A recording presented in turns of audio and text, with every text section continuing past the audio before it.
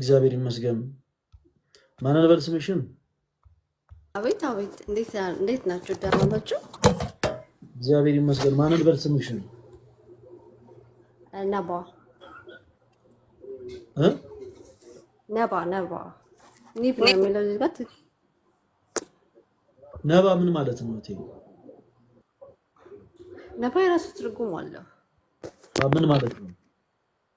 አይ ትርጉም ማውራት ባልፈልግም ማዘሬ ናት ያወጣችው።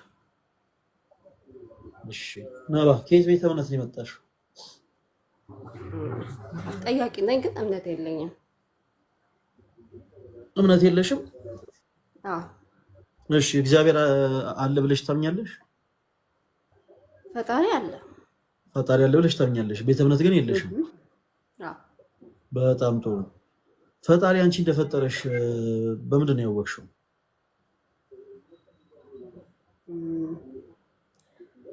ስለዚህ ጊዜ ይፈጃል።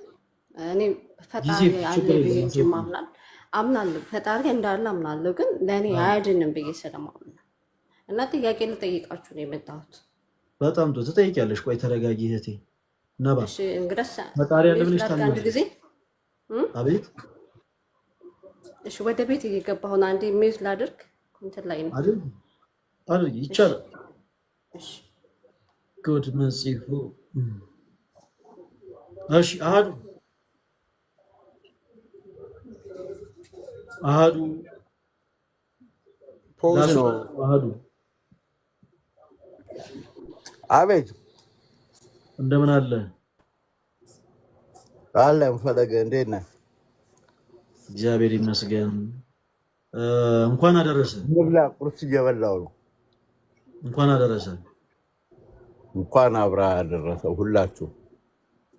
ለምኑ ነው እንኳን አደረሰ ያልኩ? እንኳን አደረሰ ያልኩ ለምኑ ነው? አዱዬ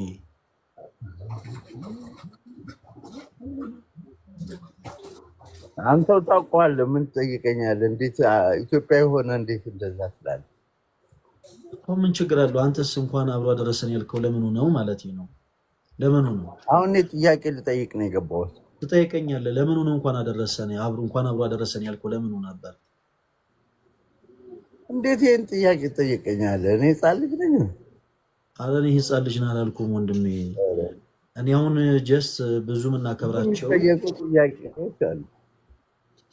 አዎ ትክክል ነህ። ለምሳሌ ዛሬ ልደታ ነች። ለልደታ ነው እንኳን አደረሰ ስል እንኳን አብሮ አደረሰን ያልከው?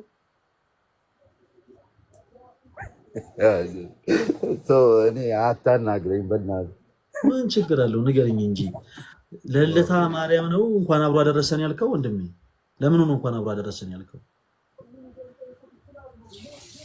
አንተ ነህ ያልከው፣ እኔ አላልኩም እኮ። እንኳን አብሮ አደረሰን አላልኩኝም እኔ ያልኩት እንኳን አደረሰ ያልከው። እኔ አላልኩም እንኳን አደረሰ አልኩኝ እኔ። አንተ እንኳን ልጠይቅ እንደፈለክ አውቄያለሁ። እኔ ምንም ልጠይቅህ አይደለም፣ ስለ እውነት ምንም ልጠይቅህ አልነበረም። እኔ ግን ያልኩ ለምኑ እንኳን አብሮ አደረሰን ያልከው አባባሌ ለምኑ እንኳን አብሮ አደረሰ። ዛሬ ለምሳሌ ልደታ ነች። ለልደታ ማርያም ነው እንኳን አብሮ አደረሰን ያልከው ወይስ ለጌታ ልደታ ነው እንኳን አብሮ አደረሰን ያልከው? ለምኑ እንኳን አብሮ አደረሰን ያልከው?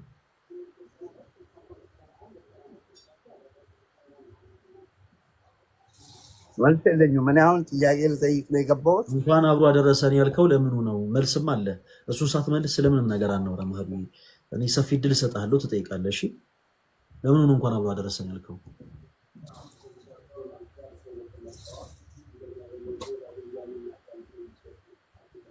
እንኳን አደረሰ ያልከው አንተ ነህ።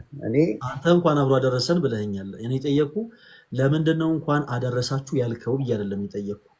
እኔ ጠየቅኩ እኔ እንኳን አደረሰ ስልህ እንኳን አብሮ አደረሰን ያልከው ለምኑ ነው? ለዚህች ቀን። አቤት አቤት፣ ለዚህች ቀን፣ ለዛሬዋ። የትኛዋ ቀን? ለልደታ ማርያም። ለዚህ አሁን ነገ አይደለም፣ አዲስ ቀን ነው እኮ። ለልደታ ማርያም ስላደረሰኝ እግዚአብሔር ይመስገን።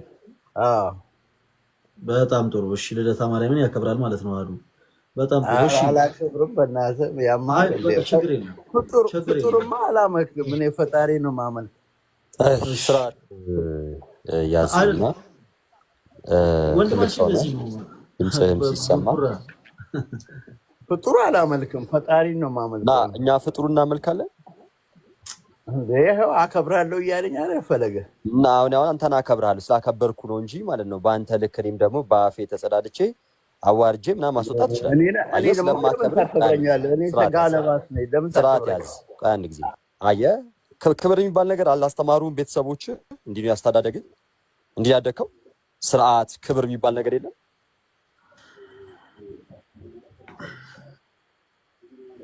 ሚዩት ነህ ወንድማችን። አውቄ ነው ሚዩት ያደረኩት። ወንድማችን አህዱ ምንድነው ኦርቶዶክሳውያንን አበሳጫለሁ ብለህ የምትናገራቸው ወርዶች ራስህን በክርስቶስ ኢየሱስ የሚያስጠይቁ ናቸው እና አንዳንድ ጊዜ ለራስህ ስትል ጠንቀቅ ብትል መልካም ነው። ድንግል ማርያም የኦርቶዶክሳውያን አይደለችም። ድንግል ማርያም የክርስቶስ ኢየሱስ ናት እና የጌታን እናት ድንግል ማርያምን ስትዘልፉ ፕሮቴስታንት የሆናችሁ ቶች ወንድሞች እባካችሁ የሆነ ኦርቶዶክሳውያን ልክ ማርያምን ስትዘልፉ ባንደበታችሁ ኦርቶዶክሳውያንን አትመልከቱ በመነጽራችሁ። አሁን አንድ ፕሮፌት ድንግል ማርያም ምናምን ያለ ሲዘልፍ አንድ ቪዲዮ አይቻለሁ እና ኢንቴንሽኑ ኦርቶዶክሳውያንን መዝለፍ ይሆናል ሁሉ ጊዜ። ነገር ግን ጥንቃቄ ያስፈልጋል። ድንግል ማርያምን ስትዘልፉ የምትዘልፉት የጌታን እናት መሆኑን ማወቅ አለባችሁ። ኦርቶዶክሳዊ የሆነን እኛ ለማበሳጨት ብላችሁ ራሳችሁን ትልቅ ነጥብ ውስጥ አታስገቡ። ኤኒሃው ወንድማችን አህዱ እንኳን ደህና መጣ። የፕሮቴስታንቲዝም ሰው ሰራሽ ትምህርቶችን እያነሳን እያወራን ነው እና የፕሮቴስታንቲዝም ሰው ሰራሽ ትምህርቶችን በመጽሐፍ ቅዱስ የማስረጃ ተመልስልናለህ። ኦኬ ጠይቅ ወይ አስወርደኝ። በቃ መውረድ ትችላለህ። መልስ ነው በመጀመሪያ መመለስ የምትችለው። መልስ ከመለስክ በኋላ ጥያቄ መጠየቅ ትችላለህ። መልስ ሳትመልስ ግን አሁን የጀመርነውን ርዕስ በዛ ርዕስ ከመጽሐፍ ቅዱስ ውስጥ ከሆነ ጠይቀኝ፣ የፈለግከውን ጠይቀኝ። ከመጽሐፍ ቅዱስ ነው የምናነሳው። ፕሮቴስታንት እህቶች ወንድሞቻችን ሰው ሰራሽ ትምህርትን ያምናሉ ብለን እናምናለን። እሱን ለእኛ አትንገረን። አንተ የሚጠቅምህን ያዝ፣ እኔም የሚጠቅመኝን ይዣለሁ።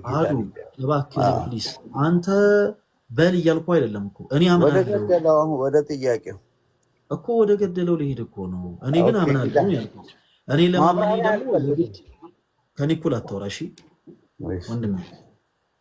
የአንተ መበሳጨት የአንተ መናደድ ነገሮችን አይለውጥም እና ፕሊስ ተረጋጋና ነገሮችን በማይክ የሚተደረገው ደግሜ ልንገር፣ የአንተ መበሳጨት የአንተ መናደድ ያረረ ቂጣ አይገለብጥም። ስለዚህ ፕሊስ ተረጋጋና በቻልነው አቅም መልሳለሁ ስላልክ ለመመለስ ሞክር። ጀለስ ወረደች። እሺ ይሄን ያውን ቀጥል። እሺ እህታችን ነባ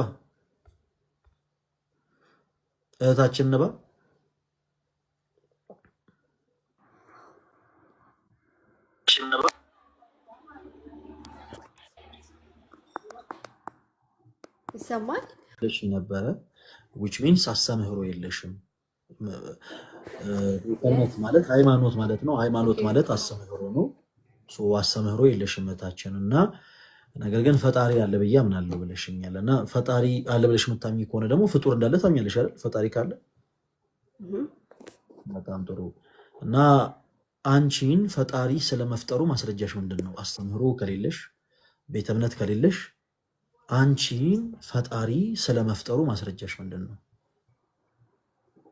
ምን ለመሰለክ እኔ ፈጣሪ እንዳለ አምናለሁ፣ ግን በሆነ ሰዓት አካባቢ ላይ ደግሞ ነገሮች ይወሳሰቡብህና ተስፋ በመቁረጥ ውስጥ ትሆንና በቃ ከዚህ በኋላ ለኔ ያደረገልኝ የለም ያደረኩለት ነገር የለም ብለህ በተስፋ መቁረጥ ውስጥ ትሆንና ከዛ ውስጥ ትወጣለህ። አሁን ላይ ደግሞ ራሴ እስኪ መንገድ ልፈልግ፣ እውነተኛውን መንገድ ልፈልግ በሚል ነው። እህቴ ጥሩ ነው። ትፈልጋለሽ። ፈጣሪም እንዳለ አምናለሁ፣ ፍጡርም እንዳለ አምናለሁ። ጥሩ ነው። እሺ አሁን ግን በመጀመሪያ ለቀጣዩ እርምጃችን እንዲያመች አሁን ማነሳልሽን ሁለት መሰረታዊ ጥያቄዎችን መመለስ ይኖርብሻል። እሺ እህቴ፣ ምክንያቱም አቋም ነው ያልሽው። በመጀመሪያ ስለ አንቺ ሀሳቦች ሰምተን ከመውራታችን በፊት አሁን ያልሽው አቋም ስህተት እንደሆነ መረዳት አለብሽ። ስህተት እንደሆነ ምንም አይነት ምክንያታዊ ያልሆነ አቋም እንዳያልሽ መረዳት አለብሽ። እኔ ያንን ፈልጌ ነው እንጂ አንቺን በጥያቄ ማስጨነቅ ፈልጌ አይደለም። እሺ ለምሳሌ ፈጣሪ አለ ብዬ አምናለሁ ብለሽኛል። አንቺን የፈጠረሽ ፈጣሪ ስሙ ማን ይባላል? ነባ አቤት ወይ አቤት ይሰማል። አንቺን የፈጠረሽ ፈጣሪ ስሙ ማን ይባላል? ፈጣሪ ነው በቃ። እኔ በፊት ቤተሰቦቼ ግማሽ ክርስቲያን ናቸው፣ ግማሽ ሙስሊም ናቸው። ፈጣሪ ፈጣሪ ነው። እኔ ማንን እንደሆነ አላውቅም። ፈጣሪ በመሆኑ ብቻ ነው። ፕሊስ አዳምጪ። የምጠይቅሽ አንቺን በጥያቄ ለማፋጠጥ አይደለም። የያሹ አቋም እኔም ስለማላውቀው እውነቱን ነው እንጂ የማላውቀውን አልመልስም። ነባ ፕሊስ እኩል አታውሪያ ከኔ ጋር። አሁን እኮ ለመማር አይደል የመጣሽው? እሺ እያወራሁ ነው። እሺ እኮ እያወራሁ ነው። እህቴ በደንብ አዳምጪኝ። አሁን የምጠይቅሽ ጥያቄ የአንቺን እውቀት ለመፈተሽ አንቺን ለማስጨነቅ ምናምን አይደለም፣ አንቺን ለማፋጠጥ አይደለም። የያሽው አቋም ግን ስህተት እንደሆነ ማሳየት እፈልጋለሁ።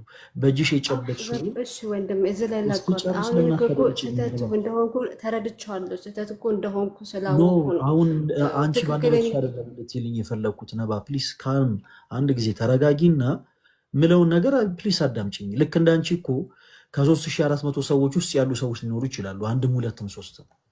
ስለዚህ ለአንቺ ብቻ ሳይሆን የምንናገረው ለብዙ ሰዎችም ጭምር የምንናገረው በቻልነው አቅም የምንለውን ሀሳብ በደንብ አድርገሽ አዳምጪን። እሺ አሁን በመጀመሪያ ጋር ስትመጪ ምን ብለሽናል? ቤተ እምነት የለኝም። ቤተ እምነት ማለት ሃይማኖት ማለት ነው። ሃይማኖት ማለት ደግሞ አስተምህሮ ማለት ነው። አስተምህሮ የለኝም አልሽ። እሺ ፈጣሪ እንዳለ ታምኛለሽ ወይ ስልሽ አዎ ፈጣሪ እንዳለ አምናለሁ አልሽ። በጣም ጥሩ ኦኬ። አንቺ ፍጡር ነሽ ወይ? አዎ ፍጡር ነሽ። ስምሽ ማን ይባላል? ነባ ይባላል። ፍጡር መሆንሽን አምነሻል። ፍጡር ነሽ ወይ? አዎ ፍጡር ነሽ። ስምሽ ማን ነው ስትበይ ያ ስሜ ፍጡር ነው አትይም። ስምሽ ማን ይባላል? ነባ ይባላል። ፈጣሪ አለ ብለሽ ታምኛለሽ። በተመሳሳይ ያ የፈጠረሽ አካል ስሙ ማን ይባላል? ነባ እህታችን ምታቂውን አውቃለሁ ማታቂውን አላውቅም እያልን ነው የምናልፈው። አላውቅም ስል እኔ አሁን ላይ ይሄ ነው ብዬ ልመልስልህ አልችልም።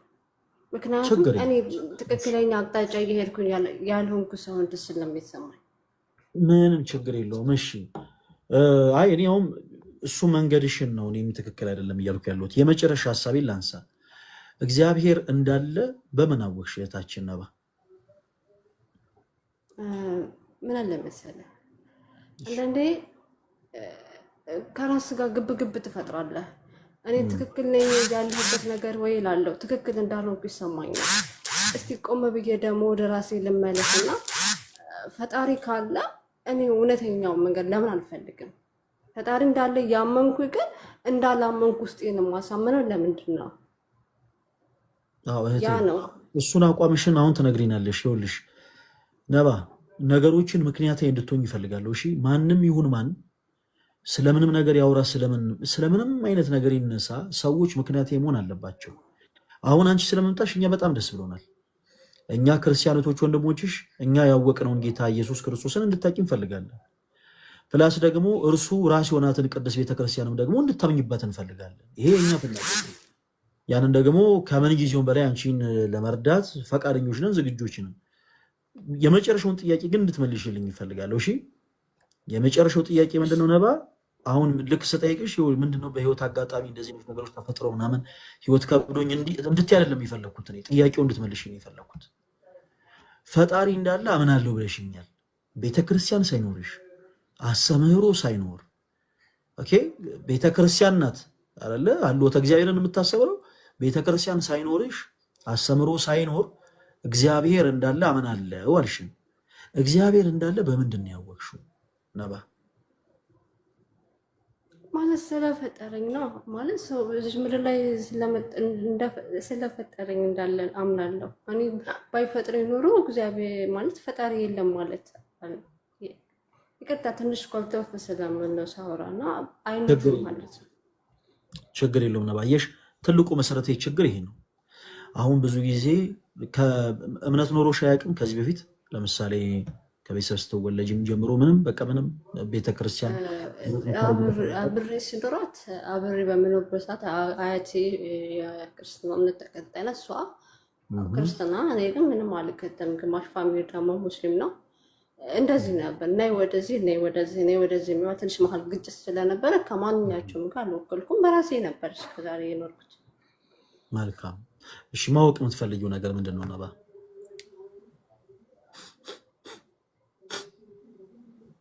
እሺ ማወቅ የምፈልገው እኔ አሁን ይሄን ቶሎ ማወቅ አይደለም፣ ጊዜ ይፈጅብኛል። ብዙ ጊዜ ነው የራቁትና አሁን ይሄ ጥያቄ ጠይቀህልኝ ቶሎ ገብቶኝ ወደ ራሴ የምመለስ ሰው አይነት አይደለሁም።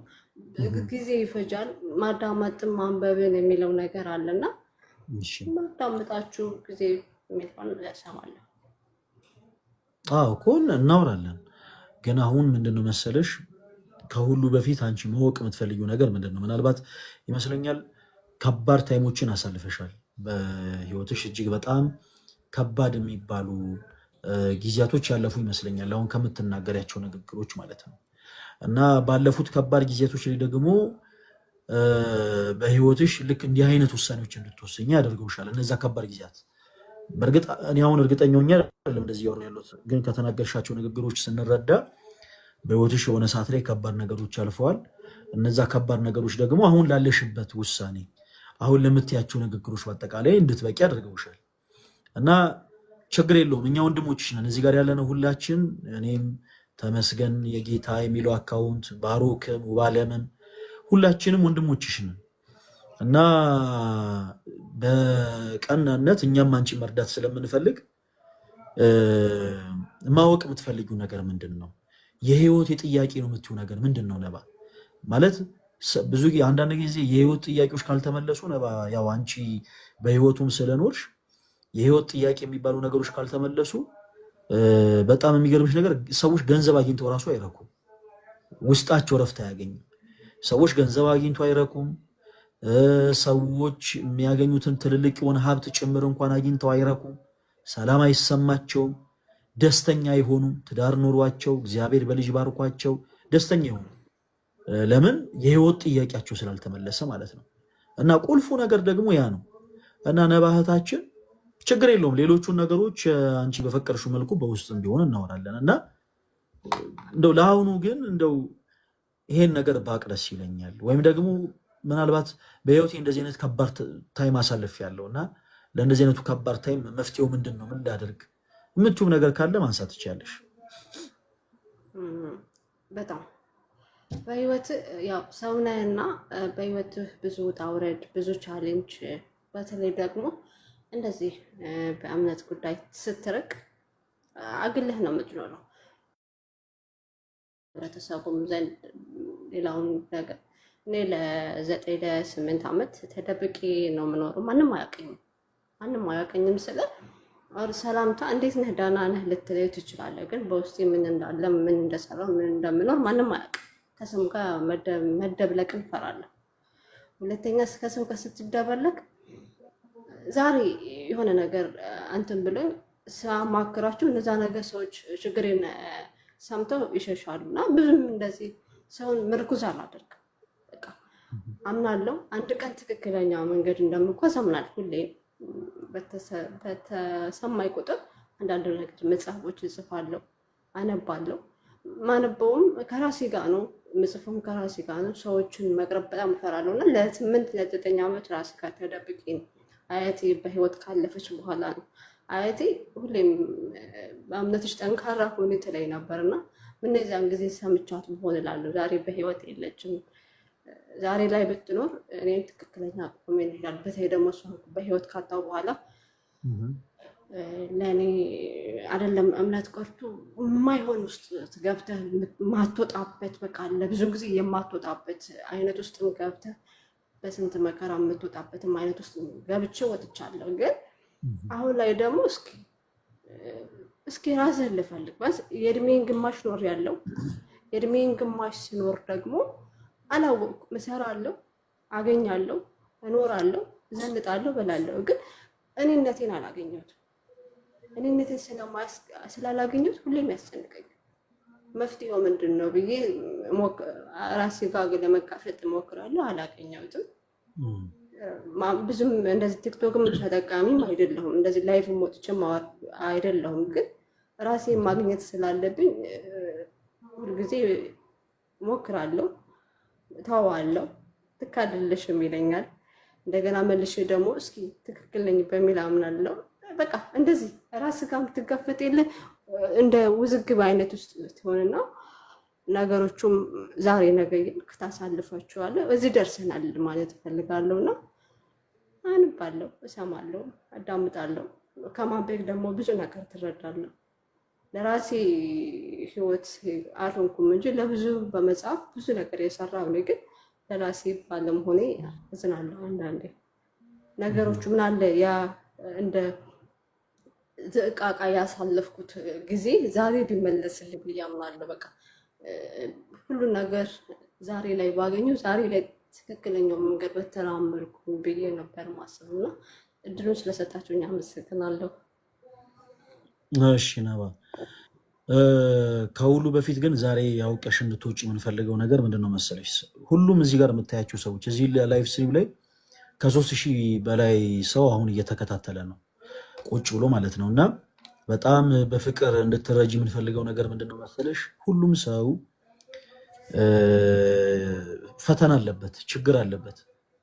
ለምሳሌ እኔ በራሴ የራሴ የሆነ ፈተና አለብኝ፣ የራሴ የሆነ ችግር አለብኝ። በጣም ስትራግል የማረገው የምጋፈጠው ፌስ የማረገው ማለት ነው። ልክ እንደዛው ደግሞ ሁሉም ሰዎች በጣም ብዙ ፈተናዎች አሉባቸው። አፈጣጠራችን ነባ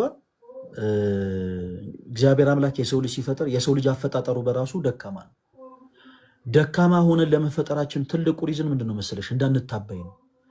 እንዳንታበይ ማለት እኛ ሁሉን ነገር ማድረግ እንችላለን ብለን የምናመነ ከሆነ ወደ መታበይ ደረጃ እንሄዳለን። ልክ ሰይጣን የጠፋውን አይነት አጠፋፍ ልክ ወደ እንደዚህ አይነት መንገድ ለመውደቅ እንንደረደራለን ማለት ነው።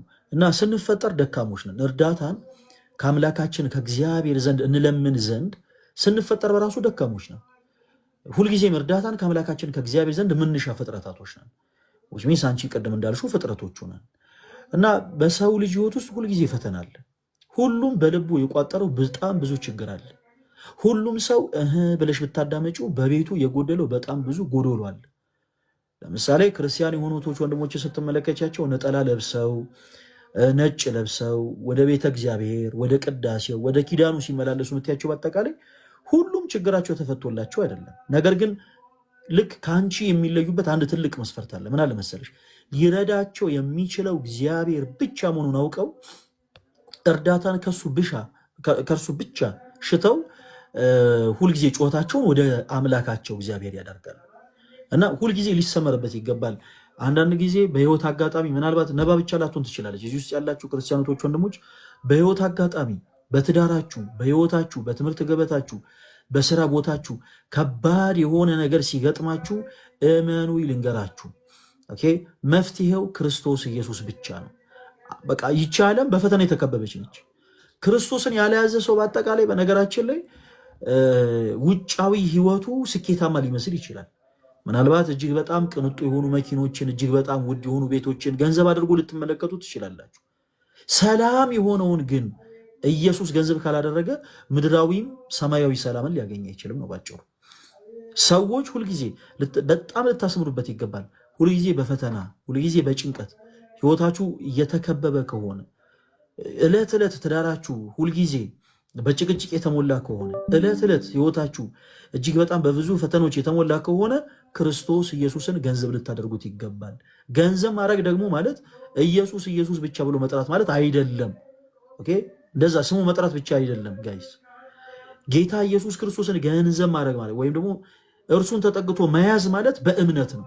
ልክ ማቴዎስ 9 ላይ እንደተጠቀሰችው ሴት ማለት ነው። 12 ዓመት ደም ሲፈሳት ነበረ። ያች 12 ዓመት ደም ሲፈሳት የነበረችው ሴት ብዙ ዘርፍ ነካች፣ ቀሚሱን ነካች። እናም ከመቅጽበት ለዘመናት በሷ በስጋው የነበረው ያ ደዌ ራቀ ከሱ። እና ጌታ ኢየሱስ ክርስቶስ ዞሮ ምን እንዳላት ታውቃላችሁ አይደለ? ልጄ ሆይ እምነትሽ አድኖሻል ያላት። ኦኬ፣ ምንሽ አድኖሻል? እምነትሽ አድኖሻል። ያቺ ሴት በእምነት ነው ቀርባ የልብሱ ዘርፍ የነካችውና ወደ ክርስቶስም ስንቀርብ በእምነት መሆን አለበት። አንዳንድ ጊዜ እንዲሁ ሳናምን ገዳም ለገዳም የምንዞር ሰዎች አለን። እንዲሁ ሳናምን ወደ መቅደሱ የምንመጣ ሰዎች አለን። በእግር ብቻ የምንመላለስ ማለት ነው። ነገር ግን በኢሳይያስ አንደበት ሲናገር አምላካችን እግዚአብሔር ልብህን ስጠኝ ነው የሚለው። እግዚአብሔር አምላክ ከሰው ልጅ የሚፈልገው ልቡን ነው። ልባችንን ለእግዚአብሔር ሳንሰጥ በአካል የምንመላለስ ክርስቲያኖች ራሱ ካለንበት ፈተና ልንወጣ አንችልም። ኦኬ፣ በትዳራችሁ ችግር ሊኖር ይችላል። በልጆቻችሁ ፈተናዎች ሊኖሩ ይችላሉ። በስራ ገበታችሁ እጅግ በጣም ብዙ ችግሮች ሊኖሩ ይችላሉ። በትምህርት ቦታችሁ ላይ በጣም ብዙ አለመሰካቶች ሊኖሩ ይችላሉ። ነገር ሁሉ በዙሪያችሁ ሲጨልም በልባችሁ አምናችሁን ወደ ክርስቶስ መቅረብ ያለባችሁ። በደንብ ልባችንን ግን ለእግዚአብሔር ሳንሰጠው በአንደበታችን ብቻ ጌታ ጌታ ምንል ከሆነ በእግራችን ብቻ ወደ መቅደሱ የምንመላለስ ከሆነ እመኑ ልንገራችሁ መፍትሄ ልናገኝ አንችልም። ምክንያቱም መፍትሄ ሰጪው ጌታችን ኢየሱስ ክርስቶስ ነው። እናም እርሱም ደግሞ ልባችሁን ስጡኝ ነው የሚለው። ልባችሁን ስጡኝ። ኦኬ፣ ልባችሁን ስጡኝ። የአባቴን ፈቃድ የምትፈጽሙ ከሆነ የምድርን በረከት ትበላላችሁ። የምድርን በረከት። ነገር ግን ፈቃዴን የማትፈጽሙ ከሆነ ደግሞ ሰይፌ ትበላችኋለች ይላል አምላካችን እግዚአብሔር። ያው በቁጣ በሰይፍ አጠፋችኋለሁ እያለ ሳይሆን፣ ነገር ግን የአምላካችን እግዚአብሔር ቁጣው የአምላካችን እግዚአብሔር ሰይፉ መከራ ነው፣ ፈተና ነው እና እግዚአብሔርን ያልተጠጋ በእምነት ወደ ክርስቶስ ያልቀረበ ሰው በዚህ ምድር ላይ እንደ ቃይል ነው ሲቆዘበዝ የሚኖረው። ልክ እንደ ቃይል ክርስቲያኖች ወንድሞች በዙሪያችሁ እንደ ቃይል የሚቀበዘበዙ ሰዎችን ተመልክታችሁ ሊሆን ይችላል። በቃ ሰላም የሌላቸው አንድ ጊዜ ኦርቶዶክስ፣ አንድ ጊዜ ፕሮቴስታንት፣ አንድ ጊዜ ሙስሊም፣ አንድ ጊዜ ኤቲስት፣ አንድ ጊዜ ፖለቲከኛ፣ አንድ ጊዜ ነጋዴ፣ አንድ ጊዜ የተለያየ አይነት አቋም ይዘው የምታዩቸው ሰዎች በአጠቃላይ ውስጣቸው ሰላማዊ የሆነው ክርስቶስ ኢየሱስን ስላላገሱ ብቻ እንዲሁ በሐሳብ ሲንከራተቱ ሲሰደዱ የምታዩቸው ሰዎች ናቸው ጋይስ። እና ትልቁ ነገር ደግሞ ምንድነው መሰላችሁ? በህይወታችሁ ትልቅ ችግር ሲገጥማችሁ ስፔሻሊ ነባ በደንብ እንድታደምጭ የሚፈልገው ነገር በጣም ብዙ ፈተኖችን ተፈተነሽ ሊሆን ይችላል። በጣም ብዙ ኦኬ፣ በጣም ከባድ የሚባሉ ታይሞችን አሳለፈሽ ሊሆን ይችላል። በነዛ ሁሉ ከባድ ጊዜያቶች ላይ አንድ ነገር መረዳት ይኖርብሻል። አንድ በጣም ወሳኝ የሆነ ነገር መረዳት አለብሽ። ልንቀር የሚገባ ወደ ክርስቶስ ኢየሱስ ነው። ጭንቀትን የምትረዳ እኮ እናት አለችን እኛ ክርስቲያኖች። ኦኬ፣ የጌታችን የኢየሱስ ክርስቶስ እናት እኛ ክርስቲያኖች ስንጠራት ምን እያልን እንጠራታለን? የጭንቅ አማላጇ እንላታለን አይደል? የጭንቅ አማላጇ ስንል በነገራችን እንዲህ በዘፈቀደ የምንጠራው ስም ሆኖ አይደለም። ምክንያቱም ከድንግል ማርያም ይልቅ ጭንቀትን የሚያክሰው ስለሌለ ነው። ጌታ ኢየሱስ ክርስቶስን በወለደች ጊዜ ጀምሮ ምን ማለት ነው? የጌታችን የኢየሱስ ክርስቶስ እናት ከሆነችበት ዕለት ጀምሮ በጭንቅ ነው እድሜዋን የኖረችው እናታችን ድንግል ማርያም። ሄሮድስ ሊገለው ይፈልግ ስለነበረ ልጇን ይዛ ተሰዳ ነበረ። እስከ መስቀሉ ድረስ ጌታችን ኢየሱስ ክርስቶስ በመስቀል ላይ ተሰቅሎ ሕማምን እስከሚከፍልበት ዕለት ድረስ ተጨንቃ ነበረ ድንግል ማርያም። ከዓይኖቿ እንባ ያልፈሰሱባቸው ዕለታቶች አልነበሩ። ጭንቀትን ከሱ የበለጠ የሚረዳ የለም ማለት ነውና ውስጣችሁ ሲጨነቅ እመኑ ልንገራችሁ፣ በቃ ሁለንተናችሁን ወደ ክርስቶስ ኢየሱስ አቅርቡ። ከአንደበታችሁ የእመብርሃን ስም አይጥፋ እና ትልቁ ነገር ግን እንድታሰሩበት የምፈልገው ነገር በቃ በኃጢአት ስንቆሽሽ፣ ዓለም ስታስጨንቀን፣ ምንም አይነት ነገር ሊሆን ይችላል ጋይስ። እኔ አሁን ያልዘረዘርኳቸው ሌሎችም ብዙ ነገሮች በህይወታችሁ ሲገጥማችሁ እመኑ ልንገራችሁ፣ ራሳችሁን ወደ ክርስቶስ ኢየሱስ አቅርቡ። የማቴዎስ ወንጌል ምዕራፍ 13 ከቁጥር 6 አካባቢ ስትመለከቱ ጌታችን ኢየሱስ ክርስቶስ ማበሻ ጨርቅን ወሰደና የሐዋርያትን እግር ሊያጥብ ዝቅ አለ። እንግዲህ የጌቶች ጌታ፣ የአምላኮች አምላክ፣ የንጉሶች ንጉስ የሆነው ጌታ በቃሉ በአንደበቱ ብቻ ፍጥረታትን ሁሉ የፈጠረ፣ በእጆቹ የሰው ልጅ ያበጃጀ፣ በሐልዮ ብቻ በማሰቡ ብቻ ፍጥረታትን ሁሉ የፈጠረ ጌታ ጌታችን ኢየሱስ ክርስቶስ ዝቅ አለና የሐዋርያትን እግር ሊያጥብ ጎንበስ አለና በዛ ቅጽበት ጴጥሮስ አንተማ እኔን አታጥበኝም አለው ስለተተና። በጣም ሰፊ የሆነ አንድምታ ስላለው ነው ይሄን ሐሳብ ማነሳላችሁ። ጴጥሮስ አንተማ እኔን አታጥበኝም አለው ስለተተና ጌታችን ኢየሱስ ክርስቶስን እና ጌታ ኢየሱስ ክርስቶስን ከዛ በኋላ ነባ ምን ብሎ መለሰለት መሰለሽ? ጴጥሮስ እኔ ካላጠብኩ አጠራም ነው ያለው። እኔ ካላጠብኩ ድል ፈንታ የለህም ነው ያለው።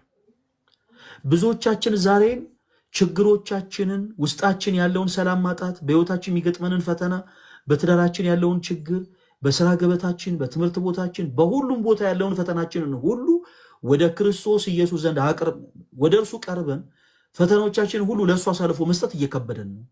ልክ እንደ ጴጥሮስ ማለት ነው።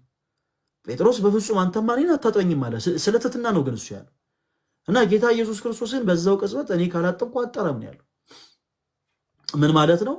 ሁለንተናችን ወደ ክርስቶስ ኢየሱስ ካላቀረብን በስተቀር ሁለንተናችን አጥቦ ሊያጠራ የሚችል አንዳችም ነገር የለም። በቃ ነባ ያንቺ ከሰው መገለል በፍጹም መፍትሄ ሊሆንሽ አይችልም።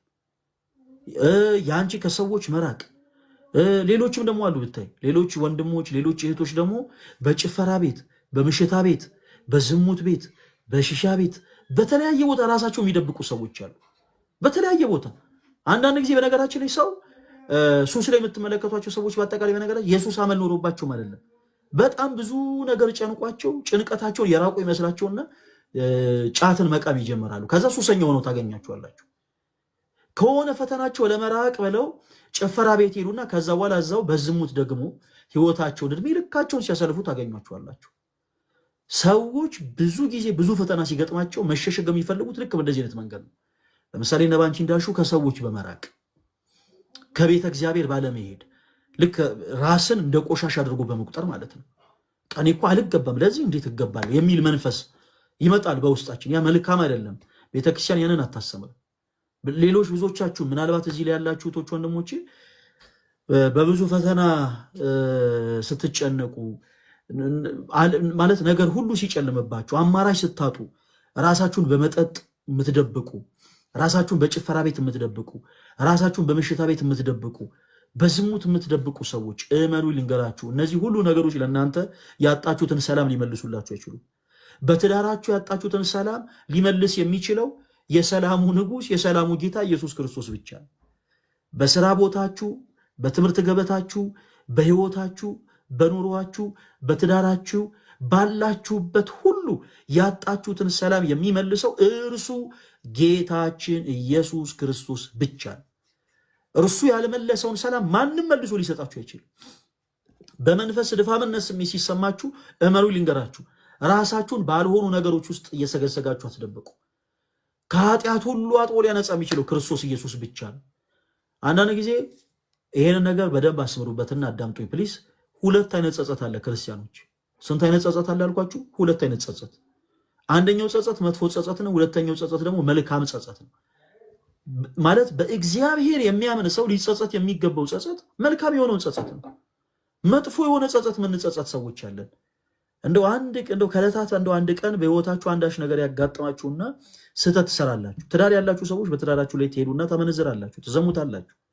ከዛ በኋላ በፍጹም እኔ ለመቅደሱም አልገባም፣ እኔ ለትዳር አጋሪም አልገባም አለ። ህሊናችሁ ሲወቅሳችሁ ይኖራል አይደል? ውስጣችሁ አንዳች የሚወቅስ ነገር ይመጣል። እኔ ለምኑም አልገባም፣ እኔ ለትዳር አጋሪም አልገባም፣ እኔ ለቤተ ክርስቲያኑም አልገባም፣ ለእግዚአብሔርም አልገባም። እኔ ማን ሆኜ ነው እንደው ወደ መቅደሱ ሂጄ እንዴትስ በሙሉ አይኔ አይቼ እንደው ወደ እግዚአብሔር ጸልያለሁ ትላላችሁ? እመኑ ልንገራችሁ ጋይስ፣ በምንም አይነት ሲቹዌሽን ላይ ብትሆኑ ከኃጢአታችሁ አጥቦ ሊያነጻችሁ የሚችለው ክርስቶስ ኢየሱስ ብቻ ነው። እንዲህ አይነቱ ጸጸት መጥፎ ጸጸት ነው። እንዲህ አይነቱን ጸጸት አንድ በእግዚአብሔር የሚያምን ሰው ሊጸጸት አይገባም። በትዳር ህይወት ሰዎች አንዳቸው በአንዳቸው ላይ በደል ሊፈጽሙ ይችላሉ።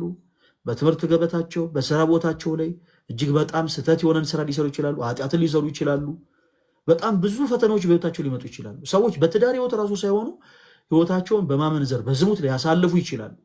ነገር ግን አይ በቃ አንድ ጊዜ በኃጢአት ወድቅ ያለውና እድሜ ልኬን በቃ በዚሁ መስመር ልጓዝ ማለት ግን ስህተት ነው። አባቶቻችን ምሳሌ ሲሰጡ ምን ይላሉ መሰለሽ ነባ?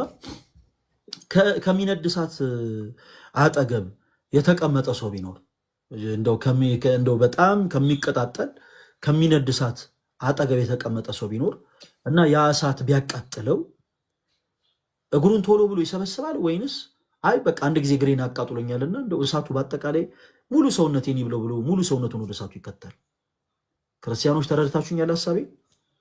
በእሳት ዳርቻ የተቀመጠ ሰው ቢኖር እና የእሳት ፍንጣሪ እንደው ትንሽ ፈንጠር ብላ እግሩን ብታቃጥለው ወዲያውኑ የሚወስዱ አክሽን ምንድን ነው? ውይ በቃ አንድ ጊዜ እግሬን እሳት አቃጥላኛለችና በቃ ሙሉ ሰውነቴን እሳቱ ስልክተት ብሎ እሳቱ ውስጥ ይከተል? ወይንስ ቶሎ ብሎ እግሮቹን ይሰበስባል? በቃ ትክክል ነው። ሪስፖንሱ ወዲያውኑ ምንድን ነው? በአጠቃላይ ያለውን እዛ ወደ እሳት ዳርቻ ያለውን አካሉን በአጠቃላይ እንግዲህ ወደ እርሱ መሰብሰብ ነው ያለው አማራጭ። ክርስቲያንም ልክ እንደዛ ነው መሆን ያለበት። በእግዚአብሔር የሚያምንም ሰው ልክ እንደዛ ነው መሆን ያለበት። በህይወታችሁ በጣም ብዙ ፈተኖች ሊያጋጥሟችሁ ይችላሉ። እነዛ ፈተኖች ሲያጋጥሟችሁ ፕሊስ ባካችሁ በቃ አንድ ጊዜ በፈተና ወድቀናልና በቃ አንድ ጊዜ ሁለንተናችንን ከእንደገና በኃጢአት እናቆሽሹ አትበሉ። ሰብሰብ አድርጉት ሁለንተናችሁን በንስሐ እግዚአብሔር አምላክ ንስሐን የሚቀበል አምላክ ነው። እግዚአብሔር ጸጸትን የሚወድ ጌታ ነው። ክርስቲያኖች በመጽሐፍ ቅዱስ ላይ በጣም ብዙ የእግዚአብሔር ባለሟል የተባሉ ሰዎች አሉ። ቅድስናን ገንዘብ ያደረጉ በጣም ብዙ ቅዱሳኖች አሉ። ነገር ግን ልበ አምላክ ተብሎ የተጠራው ዳዊት ብቻ ነው። በጣም ይገርማል። ዳዊት የተወሰነ የህይወት ታሪኩን መጽሐፍ ቅዱስን ገልጣችሁ ስታነቡ እጅግ በጣም ከሱ የማይጠበቁ በጣም የሚያሳዝኑ ኃጢአቶችን ሰርቷል። እና ዳዊት ከምን አንጻር ነው ከእናታቸው ማህፀን ጀምሮ ደናግላን የሆኑ ቅዱሳን እያሉ ማለት ለሰኮንድ እንኳን ለቅጽበት ወደ ስጋዊ ፍትወት ሳይዞሩ ኃጢአትን ሳይሰሩ እግዚአብሔርን በማገልገልና በመጋደል የኖሩ ቅዱሳን እያሉ እንዴት ነው ዳዊት ልበ አምላክ የተባለው ስትሉ ይጸጸት ነበረ ነው። በቃ ትልቁ መልስ ያ ነው። ይጸጸት ነበር። እግዚአብሔርም የሚፈልገው ነገር ከሰው ያንን ስለሆነ ዳዊት ለኔ እንደ ልቤ ነው አለ። ይሄ እኮ በጣም መታደል እኮ ነው ጋይስ። ዳዊት ለኔ እንደ ልቤ ነው አለ። ዳዊት ግን የብልጠት ንስሐን አልነበረም ይገባኝ ነበር። ቆይ ዛሬ ኃጢአት ልስራ የሆነ ለኃጢአት ቀጠሮን ሰጥቶ ዛሬ ኃጢአት ልስራና ነገ ከነገ ወዲያ ደግሞ ንስሐ ገባል ብሎ አይደለም። በህይወት አጋጣሚ ባላሰበው ቅጽበት ድንገት ራሱን ኃጢአት ውስጥ ያገኛል። ነገር ግን ሳይውል ሳያድር እያለቀሰ አምላኩ እግዚአብሔርን ማረኝ ይቅር በለኝ ይለዋል። ወዲያውኑ ይመለሳል፣ ይጸጸታል። በቃ ይህንን ሲመለከት አምላካችን እግዚአብሔር ዳዊት ለኔ እንደ ልቤ ነው አለ። እና ብዙ ጊዜ በህይወታችሁ መልስ ስታጡ ነው ብዙ ጊዜ ክርስቲያኖች ወንድሞች ወደ እንደዚህ አይነት መንገድ የምትሄዱት። እመኑ ልንገራችሁ፣ ቤተ ክርስቲያን ውስጥ ገብታችሁ የምታገኙትን ሰላም ዓለም እንዴት ልበላችሁ፣ ዓለም ላይ ያሉ መንግስታት ተደራጅተው ሊሰጧቸው አይችሉም። ዓለም ላይ ያሉ መንግስታት ተደራጅተው አንድ ላይ ሆነው እጅግ በጣም ውብ የሆነ ቦታ ራሱ ሰርተው ወይ ደግሞ የሆነ ቦታ ላይ ኢንቨስት አድርገው እጅግ በጣም ውብ የሆነ ቦታ ተክለው ወይ የሆነን ቦታ አሳምረው ሊሰጧቸው አይችሉም። ቤተ ክርስቲያን የምትሰጣችሁን ሰላም ማንም ሰው ሊሰጣችሁ አይችልም። ክርስቲያኖች አንዳንድ ጊዜ ገጥሟችሁ ይሆን እንደው ባላችሁበት ሁኔታ ፈተና ሲገጥማችሁ ባለትዳር የሆናችሁቶች ወንድሞች በትዳራችሁ እጅግ በጣም ስታዝኑ ስትከፉ ሮጣችሁ ቤተክርስቲያን ሄዳችሁ ታውቃላችሁ? ተማሪ የሆናችሁ እህቶች ወንድሞች በትምህርታችሁ ብዙ ነገር አልሳካ ብሏችሁ ያሰባችሁት አልሆን ብሎ በጣም የተከፋችሁ ጊዜ ሮጣችሁ ቤተክርስቲያን ሄዳችሁ ታውቃላችሁ? ሰው ሁሉ ፊቱን ያዞረባችሁ ጊዜ፣ ሰው ሁሉ የከፋባችሁ ጊዜ፣ ሰው ሁሉ ከናንተ ዞር ባለበት ጊዜ ተከፍታችሁ ሮጣችሁ ቤተክርስቲያን ሄዳችሁ ታውቃላችሁ? እንደዚህ የሚባል አባባል አለ። ሰው ሁሉ ሲያጨበጭብልህ እግዚአብሔር ፊቱን ያዞርብሃል ይባላል። ሰው ሁሉ ፊቱን ሲያዞርብህ ደግሞ እግዚአብሔር ፊቱን ወደ አንተ ያዞራል ይባላል። እና ሰው ሁሉ ፊቱን ሲያዞርባችሁ ወደ እግዚአብሔር መቅደስ ወደ ቤተ ክርስቲያኑ ሮጣችሁ ሄዳችሁ ታውቃላችሁ? እርግጠኛ ነኝ ቤተ ክርስቲያን ውስጥ ያገኘችሁትን ሰላም የትም አታገኙት። እኔ በጣም የሚገርመኝን ነገር ልንገራችሁ እንዳላረዝምባት ለእህታችንም በቤተ ክርስቲያን ውስጥ ስፔሻሊ በይሄ በመቃኞ ቤተክርስቲያን የሚሰሩ የጥንት አብያተ ክርስቲያናት አሰራር ላይ ከተመለከታችሁ እንደ በዓታ ገዳማት ባሉ አብያተ ክርስቲያናት የተሰሩ እንደ ግቢ ገብርኤል የተሰሩ አብያተ ክርስቲያናትን ተመለከታችሁ ከሆነ ከሁሉም አብያተ ክርስቲያናት ጣሪያ ስር የሚንጠለጠሉ እንደ ሻኩር የሆኑ ብረቶች አሉ እና እነዛ ነገሮች ነፋስ በመጣ ጊዜ የሚሰጡት ድምፅ አለ። በቤተክርስቲያናችን የነዛ ነገሮች ምሳሌ ምንድነው? ጌታችን ኢየሱስ ክርስቶስ በቤተልሔም ግርግም በተወለደ ጊዜ ሄሮድስ ያስፈጃቸው እልፍ የሆኑ ህፃናት የሚያጠይቁ ናቸው። የሰማዕታት ምሳሌ ናቸው ማለት ነው። እና እነዛ ነገሮች ነፋስ በመጣ ጊዜ የሚፈጥሯቸው ድምጾች አሉ። ክርስቲያኖች የሚፈጥሯቸው ድምጾች እርስ በርሳቸው እየተጋጩ የሚፈጥሯቸው ድምጾች አሉ። እነዛ ድምጾች የሚሰጧቸውን ሰላሞች እንደው የት አግኝተን እናውቃለን? በእውነቱ አይገርምም? ሰማዕታቱ ያ የሚያጠይቀው እነዛ ድምጾች በቤተክርስቲያናችን ምንድነው ተብሎ ሲጠየቅ ቤተክርስቲያን የምታሰበው ምንድነው? ስርዓት ነው። ይሄ ዶክትሪን አይደለም። እሺ፣ ቤተክርስቲያን የሚወጡት ድምጾች ሰማዕትነት በተቀበሉበት ጊዜ የጮሁትን ድምጽ የሚያጠይቅ ነው ብላ ቤተክርስቲያን ታስተምራለች። ኢማጂን ሰማዕታቱ አንገታቸው እየተቀላ ደማቸው እየፈሰሰ በሚጮት ጮት እኛ ሰላም እናገኛለን። ይሄ እኮ በጣም የሚደንቅ ነገር እኮ ነው ጋይስ፣ የሚደንቅ ነገር እኮ ነው። ክርስቶስ ኢየሱስ በመስቀል ተሰቅሎ ስጋውን ቆርሶ ደሙን ባፈሰሰ ጊዜ በሲኦል ባሉ ነፍሳት በአጠቃላይ እልልታ እንደነበረ ሁሉ ኦኬ፣ ልክ እርሱ ደሙን ሲያፈስ እኛ ሁላችን በቃ ተመስገን ስንል እንደነበረ ሁሉ ማለት ነው። በተመሳሳይ ቅዱሳኑ ደግሞ ደማቸው እየፈሰሰ በሚጮህ ጩኸት እኛ ሰላማችን እናገኛለን። ይሄ እጅግ በጣም የሚደንቅ እጅግ በጣም የሚገርም ነገር ነውና ተወዳጆች በቃ ምንም አትበሉ፣ ከአንደበታችሁ ምንም ነገር አትወጡ። ጨንቋችኋል፣ ተከፍታችኋል፣ ተረባችኋል፣ ተጠምታችኋል፣ እመኑ ልንገራችሁ፣ ቤተክርስቲያን ደጃፍ ሂዱና ቁጭ ብቻ በሉ። በቃ ለእናንተ የምናቀርበው ሌላ የዶክትሪን ትምህርት የለም። ለእናንተ ይውላችሁ ይሄ ማለት እንዲህ ነው ብለን ሌላ የምንመሰርተው ሌላ እንግዳ የሆነ ትምህርት የለም ጋይስ። እመኑ ልንገራችሁ፣ ለእናንተ ጥቅስ ሳይሆን እግዚአብሔርን ማየት ነው ልባችሁን የሚመልሰው። እግዚአብሔርን ደግሞ ልታዩት የምትችሉት በዚህ ታይም ላይ ነው እና ይሄ ታይም ደግሞ የግድ ራሳችሁን፣ አካላችሁን፣ ሁለንተናችሁን ለእግዚአብሔር የምታስገዙበት መሆን ስለሚገባ እመኑ ልንገራችሁ፣ ወደ ደጃፉ ቅረቡ፣ ወደ ቤተ እግዚአብሔር ሄዱ፣ ቤተክርስቲያን ቁጭ በሉ።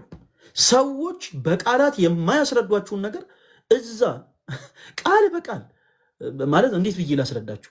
ሰዎች በቃላት ጋጋታ እናንተን ማስረዳት የማይችሉትን ነገር እናንተ እዛ ቁጭ ብላችሁ ትረዱታላችሁ። በጣም በሚደንቅ ሁኔታ ዓለም ላይ ያጣችሁትን ሰላም ቤተክርስቲያን ታገኙታላችሁ። ዓለም የነጠቀቻችሁን ሰላም በክርስቶስ ኢየሱስ መቅደስ ውስጥ ታገኙታላችሁ። እና ፕሊስ ባካችሁን ክርስቲያኖች ወንድሞች፣ ማንም ሰው ተስፋ እንዳይቆርጥ እግዚአብሔርን ያክል አባት ይዘን ድንግል ማርያምን ያክል እናት ኖሮንማ የትኛውም ክርስቲያን ተስፋ ሊቆርጥ አይገባም። እንኳን እናንተ ምድራዊ የሆነ ባለጸጋ የሆነ አባት አለኝ የሚሉ ሰዎች ራሱ ተስፋ አልቆረጡ። ኦኬ፣ መዋቲ ሆነው ሳለ እናት አባቶቻቸው መዋቲ ሆነው ሳለ ነገ ከነገ ወዲያ አፈር የሚለብሱ ሆነው ሳለ እነሱ ራሱ ተስፋ አልቆረጡ በህይወታቸው። እና ጋይስ ክርስቲያን የሆናችሁት ወንድሞች በምንም በአንዳች ተስፋ እንዳትቆርጡ። የእናንተ ጌታ ኢየሱስ ክርስቶስ እናንተን እንዲሁ ስለወደደ ወደዚህ ምድር የመጣ ጌታ ነው። ከቅድስት ድንግል ማርያም ከስጋዋ ስጋን ከነፍሷ ነፍስን ነስቶ ስለኛ ኃጢአት ስለኛ በደል በቀራንዮ መስቀል ላይ ተሰቅሎ ስጋውን ቆርሶ ደሙን አፍስሶ ዋጋ የከፈለልን ጌታ ነው። እንዲሁ ስለወደደን ስለኛ በጥፊ የተጸፋ ጌታ ነው። ኦኬ፣ ቀድሞ የነበረብንን ይሄ የጽልመቱን ህይወት ከኛ ለማራቅ እግዚአብሔር አምላክ በሰው እጅ በጥፊ የተጸፋ ብርሃንን የመለሰልን ጌታ ነው። የኛ ጌታ እንዲህ አይነቱ ጌታ ነው። አዳምና ሔዋን ዕፀ በለስን ቀጥፈው ባጠፉት ጥፋት የመጣውን ጥፋት ከኛ ለማራቅ እጆቹን በችንካር የተነከረ ጌታ ያለን አማኞች ነን እኛ ክርስቲያኖች። እና ይሄንማ ጌታ ይዛችሁ በፍጹም ተስፋ እንዳትቆርጡ። ጨለማን ያራቀ ጌታ ነው ጌታችን ኢየሱስ ክርስቶስ። ከሊጦስጥራ አደባባይ እስከ ቀራንዮ ድረስ 13 ሕማማትን የተቀበለ ጌታ ነው። 13 ሕማማትን ለሌላ ለማንም አይደለም፣ ለኔና ለእናንተ ሲል ይሄን ሁሉ ዋጋ የከፈለው ለኔና ለእናንተ ሲል። ኦኬ፣ ጨለማ የነበረው ህይወታችንን በብርሃን ሊሞላው ጌታ ኢየሱስ ክርስቶስ ይህን ሁሉ መከራ ተቀብሏል። በቀራንዮ መስቀል ራሱ መስዋዕት አቅራቢ፣ ራሱ መስዋዕት ሆኖ ራሱ መስዋዕት ተቀባይ ሆኖ የሰው ልጅ ለዘላለም አሳርቆታል። እርሱ ጌታ ኢየሱስ ክርስቶስ ዘላለማዊ አሳራቂያችን። ይህንን ዘላለማዊ አሳራቂ የሆነውን ጌታ ኢየሱስ ክርስቶስን ደግሞ ገንዘብ አድርጎ ሰው በፍጹም ተስፋ ሊቆርጥ አይገባም። በፍጹም ተስፋ ሊቆርጥ አይገባም። እርሱ ብርሃን ነው። እርሱ እውነተኛ መንገድ ነው። እርሱ የዘላለም ህይወት ነው። ስለዚህ እርሱ ብርሃናችን ሆኖ ሳለ ህይወታችን ሊጨልም አይገባም። እሱ እውነተኛ መንገድ ሆኖ ሳለ በፍጹም የትኛው መንገድ ነው እውነተኛ ብለን ግራ ማጋባት አይጠበቅብንም። እርሱ የዘላለም ህይወት ሆኖ ሳለ የዘላለም ህይወትን ገንዘብ ማድረግ ነው እንጂ ያለብን ማጣት አይገባንም። ስለዚህ ክርስቲያኖች ወንድሞች በፍጹም ተስፋ እንዳትቆርጡ። የያዝነው ጌታ የማያሳፍር ነው። ሞትን በሞቱ ድል ያደረገ ጌታ ነው። ስለኛ ኃጢአት ስለኛ በደል በቀራንዮ መስቀል ራሱን ካሳ አድርጎ ያቀረበ ነው። ስለዚህ እመኑ ልንገራችሁ፣ እርሱን ይዞ ያፈረ የለም። ጌታችን ኢየሱስ ክርስቶስ የጨለመ ህይወታችንን ብርሃን ያደረገ ጌታ ነው እና አሁንም በሚደርስብን ፈተና በእያንዳንዱ ችግር ላይ እመኑ ልንገራችሁ ክርስቲያኖች ወንድሞች፣ ከኛ የበለጠ እርሱ ይጨነቃል ስለኛ እና በፍጹም ተስፋ እንዳትቆርጡ። በቃ አንድ ወንድሜ ምክር ብቻ ልምከራችሁ፣ እታችን ነባም ሌሎችም በዚህ ህይወት ውስጥ ያላችሁ ወንድሞች ካላችሁ በቃ ለተወሰነ ጊዜ በቃ በውስጣችሁ ሰላም ያጣችሁ ያክል ሲሰማችሁ በውስጣችሁ ረፍት ስታጡ ፈተና የገጠማችሁለት በእነዚህ ከባድ ጊዜያቶች ላይ ሰው እንዳታማክሩ ምንም ነገር ቀጥታ ነጠላችሁን ለብሳችሁ ወደ ቤተ ክርስቲያኑ ሄዱ እና ግቢ ውስጥ ቁጭ በሉ ለተወሰነ ደቂቃ ከእግዚአብሔር ጋር ተነጋገሩ ከእግዚአብሔር ጋር ንግግራችሁን ከሰው ጋር ሳይሆን ከእግዚአብሔር ጋር አድርጉ ምክንያቱም ልክ ቅድም በማቴዎስ ወንጌል ምዕራፍ 13 ላይ እንደነበብነው ክርስቲያኖች ወንድሞች እርሱ ጌታችን የዮሐንስ ወንጌል ምዕራፍ 13 ይቅርታ የዮሐንስ ወንጌል ምዕራፍ 13 ላይ እንደነበብን እርሱ ጌታችን ኢየሱስ ክርስቶስ ካላጠበን ማንንም አጥቦ ሊያነጻን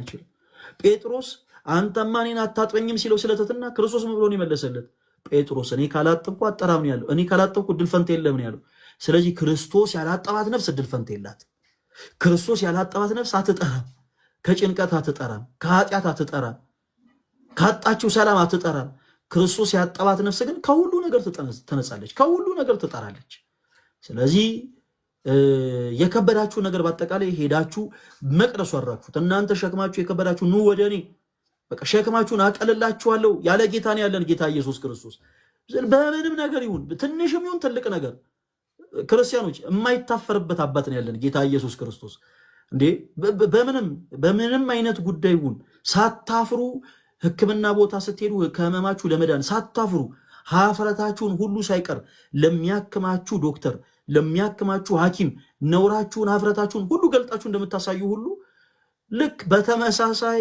ሁለንተናችሁን ገልጣችሁ ወደ ክርስቶስ ቅረቡ ኦኬ እንኳን ለጌታ ለኢየሱስ ክርስቶስ ምድራዊ ለሆነው ሐኪም ሀፍረታችሁን ነውራችሁን ገልጣችሁ ስለምታሳዩ ማለት ነው እና ነውራችንን ሀፍረታችንን ሁሉ ሳንደብቅ ሁሉን የሚያቅ ጌታ ነውና ክርስቶስ ወደ እርሱ እንቅረብ እርሱ ሰላማዊ ጌታ ኢየሱስ ክርስቶስ ሰላሙን ይሰጠናል እህታችን ነባ ይሄን ነው ማለት የምችለው አይ ሆፕ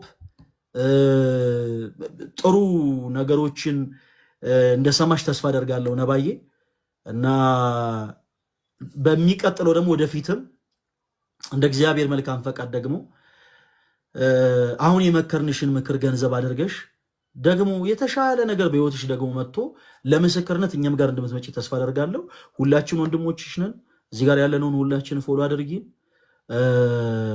በውስጥ መስመር መልእክቶችን ማስቀመጥ ይችላልሽ በደንብ አድርገን እናወራሻለን በማንኛውም ጉዳይ ላይ አንቺን ለማገዝ እኛ ዝግጆች ነን እና ነባዬ ያው ማለት የምትፈልጊው ነገር ካለ እድል ልስጥሽ እሺ ከልብ አመሰግናለሁ እድሉን ስለሰጠኝ ምን እንደውም አንድ ፖስት አየሁኝና ሻማ እያበሩ ፖስት ደርጎ አንስቼ ፖስት ሰጥኩትና በጣም ደስ ይላልና አንዳንድ ሰዎች የሚሰጥ አስተያየት አለ እዚህም ሌላ ሆነ አንግል የሚሰጥሃልና በተለይ ያንን ካየው በኋላ እኔስ ለምን የሚል ሐሳብ በቃ እኔም ለምን ኖርማል እንደ ኖርማል ያለፉን ነገሮችን እንደ ኖርማል አስቤያቸው ለምን ዛሬን አልኖርም ዛሬን ትናንትና ነበር ዛሬን መኖር ፈልጋለሁ ዛሬን ማዳመጥ ፈልጋለሁ ዛሬን ማሰብ ፈልጋለሁ ብዬ ወደ ራሴ መንገድ እየተጓዝኩ ነው ያው ለሁሉም ነገር ጊዜ ይፈጃል እንደዚህ አንዴ የገባህበት ነገር ቶሎ የምትወጣበት ነገር አይደለም ከሰዎች ጋር መግባባት በፍጹም እፈራለሁ በተለይ ሰዎችን ይሄ አምኖ የመቀበል ዛሬ ላወራህ እችላለሁ ለነገ ግን የለሁበትም እዛ ቦታ ላይ አልገኝም ልቤ ይታይልኛል ልቀርብ እፈልጋለሁ ማንንም ሰው ልቀርብ እፈልግና ግን ታይ የምትቀርባቸው ሰዎች ትክክል አይደለም ይለኛል ኦኬ ትክክል ካልሆነማ መቅረብ የለብኝም ብዬ ወደ ራሴ እመለሳለሁ ወደ ራሴ ስመለስ ደግሞ ባዶ እንደሆንኩ ይሰማኛል እኔ መስራቴን ብር መኖሬን ሀብታም መሆኔን ምናምን ይሄ ሳይሆን ሰው እንዴት ማለት ለነፍሱ አያስብም ምድር ላይ ስትኖር ደግሞ ትልቁ ነገር ለነፍስ ማሰብ ነው ገንዘብ ሁሉም ነገር አላፊ ነው እንደዛ ጋር ደግሞ ችግርን ለሶሻል በመታረግበት ታዩ እንደ ሰው ጋር እንዳልቀርብ የሚያደርግ ነገር አለና ጥያቄዎች ይኖሩኛል ብዙ ነገር ሊኖረኝ ይችላል እንዳልኩ አመሰግናለሁ እድሉን ስለሰጣችሁኝ አስተያየት መልካምነታችሁን ስለሰጣችሁኝ አመሰግናለሁ ጥያቄም ሊኖረኝ ይችላል ራስ ጥያቄዎችን ያወጣው ጠይቅባችሁም ታይም ሊኖር ይችላል ከልብ አመሰግናለሁ እህታችን ኑራ ምናልባት የት ነው የምትኖሪው እኔ ዱባይ ነው የምኖረው እሺ መልካም ፎሎ አድርጊሻለሁ ፎሎ ባክ መልሽና ሌሎች ጥያቄዎች ምናምን ሲኖሩሽ በደንብ አድርገን እናወራለን። እግዚአብሔር ያበርታሽ፣ በርቼታችን።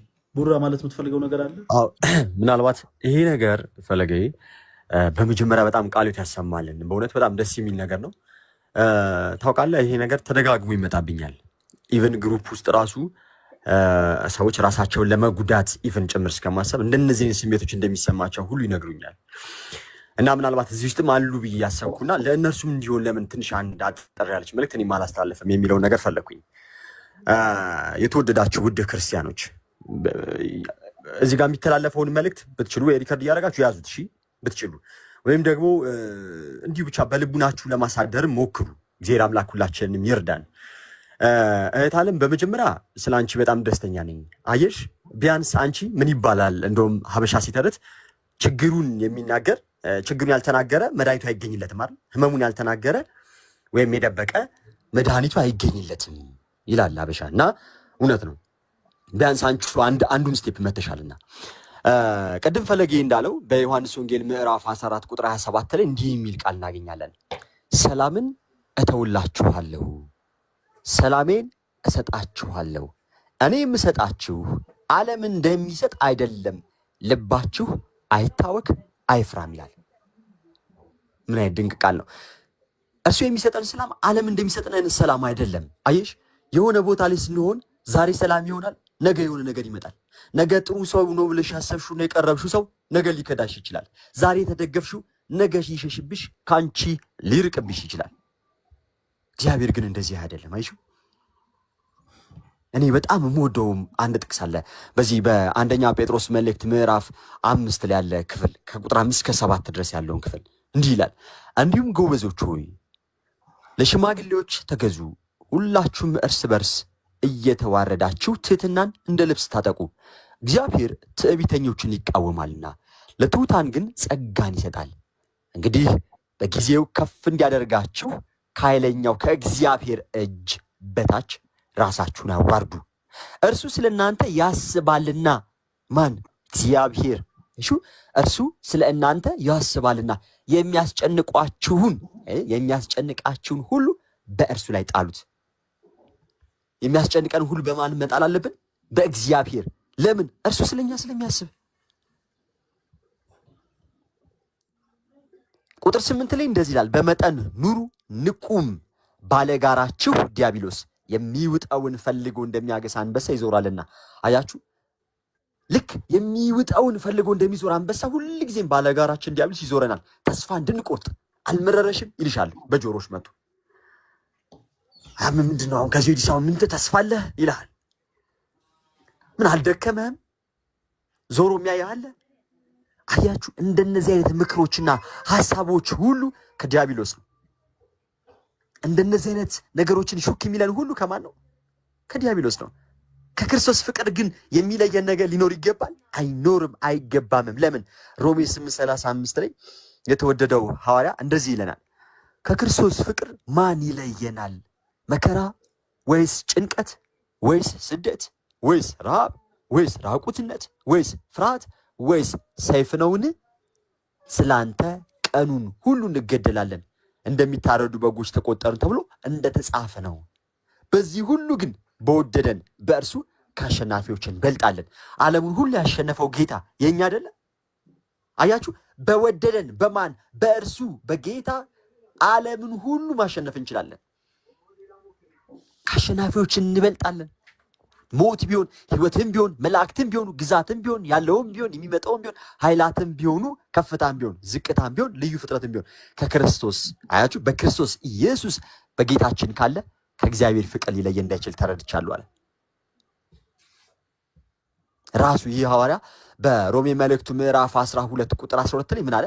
በተስፋ ደስ ይበላችሁ፣ በመከራ ታገሱ፣ በጸሎት ጽኑ አለ። በተስፋ ደስ ይበላችሁ፣ በመከራ ታገሱ፣ በጸሎት ጽኑ። ስለዚህ ተስፋ እንዳለን ማሰብ፣ በመከራ ውስጥም ደግሞ መታገስ፣ ከዛስ መከራውን የምናልፈበትን ደግሞ ጽኑ የሆነ ጸሎትም ደግሞ ከኛ ከክርስቲያኖች ጋር ሊኖር ይገባል ማለት ነው። አያችሁ አንድ የምወዳት የሄኖክ ኃይሌ አጭር እንትናለች። እሷ ላይ ብዙ ነገር ስለምትማሩባት ልንገራችሁ። ምን ይላል? ደስ ይበላችሁ፣ ደስ ይበላችሁ፣ ደስ ይበላችሁ። ቅዱስ ጳውሎስ በፊልጵስዩስ መልእክቱ ምዕራፍ 4 ቁጥር 4 ላይ ሁል ጊዜ በጌታ ደስ ይበላችሁ ካለ በኋላ መልሶ ደግሜ ላለው ደስ ይበላችሁ አለ። አንዴ ደስ ይበላችሁ ካለ ቢበቃም ኮመንት ሴክሽኑን ልዝጋው ፈለጌ ሁላችሁም በደንብ ስሙ እሺ። ብትችሉ እንቱን ያዙት፣ ሐሳቡን በደንብ ስሙ። ቅዱስ ጳውሎስ በፊልጵስዩስ መልእክቱ ምዕራፍ 4 ቁጥር 4 ላይ ሁል ጊዜ በጌታ ደስ ይበላችሁ ካለ በኋላ መልሶ ደግሜ ላለው ደስ ይበላችሁ አለ። አንዴ ደስ ይበላችሁ ካለ ቢበቃም በዛው አረፍተ ነገር ድጋሚ ደስ ይበላችሁ ማለት ለምን አስፈለገው? ለነገሩ ጳውሎስ በፊልጵስዩስ መልእክቱ ላይ ደስ ይበላችሁ ያለው እዚህ አረፍተ ነገር ላይ ብቻ አልነበረም። በጣም አጭር በሆነው ባለ 4 ምዕራፉ ለፊልጵስዩስ ሰዎች በጻፈው ደብዳቤ ላይ ጳውሎስ 16 ጊዜ ደስ ይበላችሁ፣ ደስ ብሎኛል፣ ደስ ይበለን፣ ደስታዬ ተፈጸመ፣ ደስ አለኝ፣ ደስታ፣ ደስ ብሏል። በዚህ ምክንያት የፊልጵስዩስ መልእክት የደስታ መልእክት ተብሎ ይጠራል። ይህንን የምትሰሙ ሁሉ እኔም ከሐዋርያው ጋር ልላችሁ እወዳለሁ፣ ደስ ይበላችሁ። ምናልባት በዚህ ሰዓት በከባድ የመንፈስ ጭንቀትና ችግር ውስጥ ወይም በተስፋ መቁረጥ ውስጥ ያለ ሰው ይህንን የቅዱስ ጳውሎስን ደስ ይበላችሁ ጥሪ ሲያነብ አንተ ደልቷል ወዳጄ፣ እኔ እንኳን ደስ ሊለኝ ሰማይ ምድሩ ተደፍቶብኛል ማለቱ አይቀርም። የሚገርመው ግን ጳውሎስ ይህን 16 ጊዜ ደስ ይበላችሁ የሚል ደብዳቤውን የጻፈው እስር ቤት ውስጥ ሆኖ ነበር። እግሩ በሚቀዘቅዝ ጉድጓድ ውስጥ በሚከረክር ብረት ታስሮ እጆቹ ከመሬት ጋር በሰንሰለት ተጣብቀው እያለ ከታሰረ 3 ዓመት ሊሞላው ሲል በፈገግታ ተሞልቶ ደስ ይበላችሁ። በምን ተሞልቶ? በፈገግታ ተሞልቶ ደስ ይበላችሁ።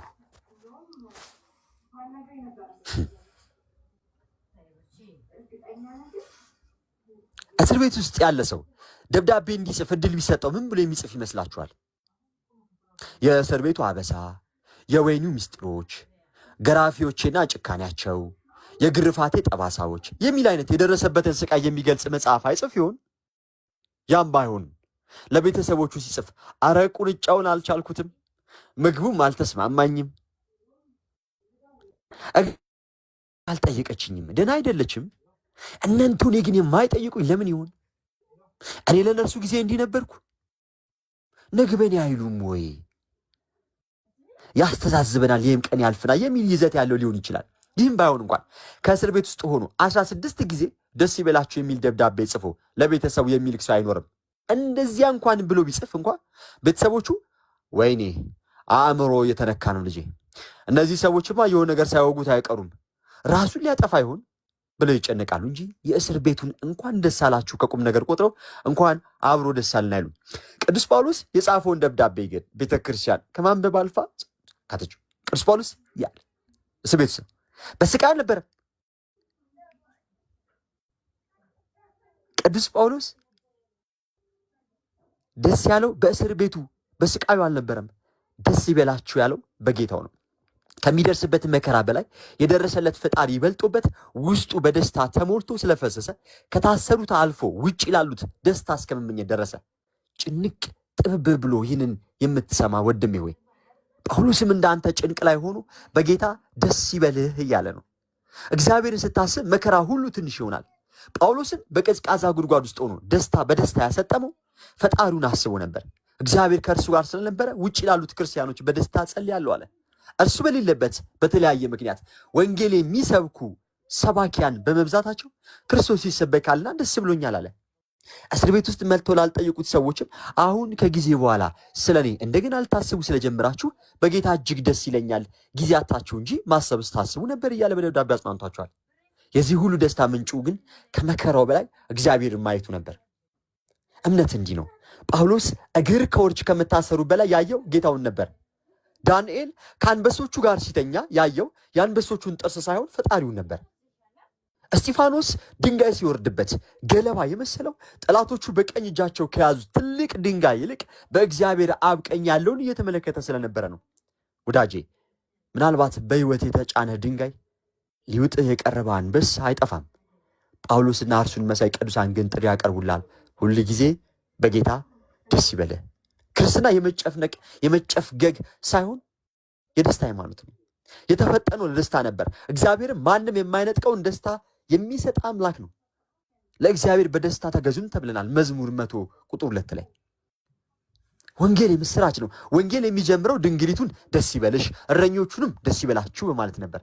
ጥምቀቱንም ቢሆን እንኳን በእርሱ ደስ የሚለኝ የምወደው ልጄ የሚል ምስክርነት አለበት። ክርስቶስ መከራን ሲቀበልም ነውርን ንቆ በፊቱ ስላለው ደስታ በመስቀል ታግሶ ነበር። ዕብራውያን 12 በክርስቶስ የማመን የመጨረሻው ግብም ወደ ጌታ ደስታ ግባ የሚለውን የሕይወትን ቃል መስማት ነው። ማቴዎስ ወንጌል ምዕራፍ 25 ጳውሎስ በጌታ ደስ ይበላችሁ አለ። ቅዱስ እንጦንስ የጳውሎስን ቃል ሲያብራራ እንዲህ ይላል፣ በጌታ ደስ ይበላችሁ በዓለም አይደለም፣ በእውነት ደስ ይበላችሁ በአመፅ አይደለም፣ በዘላለም ተስፋ ደስ ይበላችሁ በሚረግፉ አበቦች አይደለም። ደስታ ማለት ነው። የቱንም ያህል በምድር ላይ ብትቆዩ እግዚአብሔር ቅርብ ነውና አትጨነቁ። መጽሐፍ ቅዱስ ብዙ አይነት ደስታ አለበት። ወዳጄ አንተ አንዱን መርጠ ደስ ይበልህ። ዳዊትን ተመልከተው። ወደ እግዚአብሔር ቤት እንሂድ ባሉኝ ጊዜ ደስ አለኝ ይላል። ልብ አድርግ። ጎልያድን ግንባሩን ብዬ ስጥለው ደስ አለኝ አላለም። ንጉሥ ሆኜ የተቀባው ቀን ደስ አለኝ አላለም። እርሱ ደስ ያለው ወደ እግዚአብሔር ቤት እንሂድ ያሉት ቀን ነበር። እኔ እኮ ንጉሥ ነኝ፣ ስራ ይበዛብኛል፣ ባይሆን እናንተ ሂዱ፣ እኔ በገንዘብ ልርዳችሁ አላለም። መሄጃ ያላጣው ባለጸጋ ንጉሥ ወደ ድንኳኗ የእግዚአብሔር ቤት እንሂድ ሲሉት ደስ አለው። እዛ ሄዶ ዙፋኑ አዘርግቶ መንግስትን በመወከል እንዳሁን እንዳለው ፖለቲካ መንግስት ለእምነት ተቋማት ትኩረት ይሰጣል የሚል እግዚአብሔር ላይ የሚመጻደቅ ቅንብር ያለው ንግግር ሊያደርግ ፈልጎ አልነበረም። እርሱ የፈለገው በእግዚአብሔር ስር ለመውደቅ ነበር። ከአእላፋት ይልቅ በአደባባዮች አንዲት ቀን ትሻለች፣ በኃጢአተኞች በድንኳን ከመቀመጥ ይልቅ በእግዚአብሔር ቤት ጣል ዘንድ መረጥኩ አለ። መዝሙር 84 ቁጥር 10 የዕንባቆምን ደስታ ተመልክተው።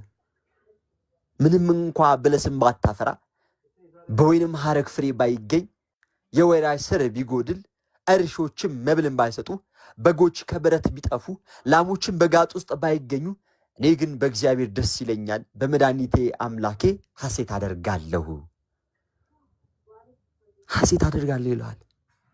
ኑሮ ምስቅልቅል ቢልም ችግር ቢያስጨንቀውም በእግዚአብሔር ደስ ብሎት ነበር። ዕንባቆም 3:17-18 አያችሁ። እውነተኛ ሰላም ያለው በክርስቶስ ነው። እውነተኛ እረፍት ያለው እርሱ የሕይወት ምንጭ፣ እርሱ ሰላም፣ እርሱ እረፍት ነውና ወደ እርሱ የምንቀርብ ከሆነ እነዚህ ሁሉ ችግሮቻችን፣ እነዚህ ሁሉ ያስጨነቁን ነገሮች ሁሉ ከኛ በነው ይጠፋሉ። ብቻ ቀደም ፈለገም እንዳለው በንስሐ እንመለስ። እርሱ የሚጠብቀን ድንቅ አባት ነው። የሉቃስ ወንጌል ምዕራፍ 15 ላይ ያለው የሁለቱ ወንድማማቾች ታሪክ አታውቁትም? ከቁጥር 11 ጀምሮ ያለው እንዴት ነው ይሄ ሐሳብ የጀመረው? ጌታ ነው በምሳሌ የሚጀምርላቸው። ምን ይላል መሰላችሁ? ምዕራፍ 15 ቁጥር 1 ላይ ቀራጮችና ኃጢአተኞች ሁሉ ሊሰሙት ወደ እርሱ ይቀርቡ ነበር። ማንና ማን? ቀራጮችና ኃጢአተኞች። ማንን ሊሰሙ? ክርስቶስ ኢየሱስን። ከዛስ ፈሪሳውያንና ጻፎችም ይህስ ኃጢአተኞችን ይቀበላል ከእነርሱም ጋር ይበላል ብለው እርስ በርሳቸው አንጎራጎሩ። እርስ በርሳቸው እንዲያንጎራጎሩ ያደረጋቸው ምንድን ነው? ክርስቶስ ኢየሱስ ከነዛ ኃጢአተኞች ጋር መብላቱ፣ እነርሱን መስማቱ፣ ማድመጡ፣ መቅረቡ ነበር። አይገርምም? የኛ ጌታ ሁልጊዜም እኮ ሊሰማን ሊያደምጠን ዝግጁ የሆነ ጌታ እኮ አለን እኮ። ስለምን ወደ እርሱ ከመምጣት እንሰንፋለን? ከቁጥር 3 ጀምሮ በምሳሌ ነግራቸዋል። ምን ብሎ? ይህንን ምሳሌ ነገራቸው እንዲህ ሲል 100 በግ ያለው ከእነርሱም አንዱ ቢጠፋ 99 በበረሃ ትቶ የጠፋውን እስኪያገኙ ድረስ ሊፈልገው የማይሄድ ከእናንተ ማን ነው? ባገኘውም ጊዜ ደስ ብሎት በጫንቃው ይሸከማል። ወደ ቤትም በመጣ ጊዜ ወዳጆችና ጎረቤቶቹ ባነት ጠርቶ የጠፋውን በጌን አግኝቼዋለሁና ከእኔ ጋር ደስ ይበላችሁ ይላቸዋል። እላችኋለሁ እንዲሁ ንስሐ ከማያስፈልጋቸው ከ99 ጻድቃን ይልቅ አለ። ንስሐ ከማያስፈልጋቸው ከ99 ጻድቃን ይልቅ ንስሐ በሚገባ በአንድ ኃጢአተኛ በሰማይ ደስታ ይሆናል አለ። አረ እንዴት ይደንቃል! በጌታ ስም ንስሐ በሚገባ በአንድ ሰው በሰማይ ደስታ ይሆናል። እላችሁ 100 ሰው 10 ሰው 1000 ሰው ሚሊዮን አላለም እኮ አንድ ሰው። ያ ሰው እኔ ብሆን በሰማይ ደስታ ነው። ያ ሰው ፈለገ ቢሆን፣ ያ ሰው ውብዬ ብትሆን፣ ያ ሰው ንብ ብትሆን፣ ያ ሰው ከኛ ከዚህ ውስጥ ካለን 2500 አንዳችን ብንሆን በሰማይ ደስታ ይሆናል። አይገርም? ቀጠለ። ሁለተኛ ምሳሌ ሰጠ ጌታ። ወይም 10 ድሪም ያላት አንድ ድሪም ቢጠፋባት መብራት አብርታ ቤቷንም ጠርጋ እስክታገኘው ሰዓት በቃ የማትፈልግ ሴት ማናት? ባገኘችውም ጊዜ ወዳጆቿን ጎረቤቶቿን በአንድነት ጠርታ የጠፋውን ድሪሜን አግኝቼዋለሁና ከእኔ ጋር ደስ ይበላችሁ ትላቸዋለች። እላችኋለሁ እንዲሁ ንስሐ በሚገባ በአንድ ኃጢአተኛ በእግዚአብሔር መላእክት ፊት ደስታ ይሆናል። አይገርምም? የኛ ጌታ እንዲሁ ንስሐ በሚገባ በአንድ ኃጢአተኛ በሰማይ መላእክትን ፊት ምን ይደረጋል?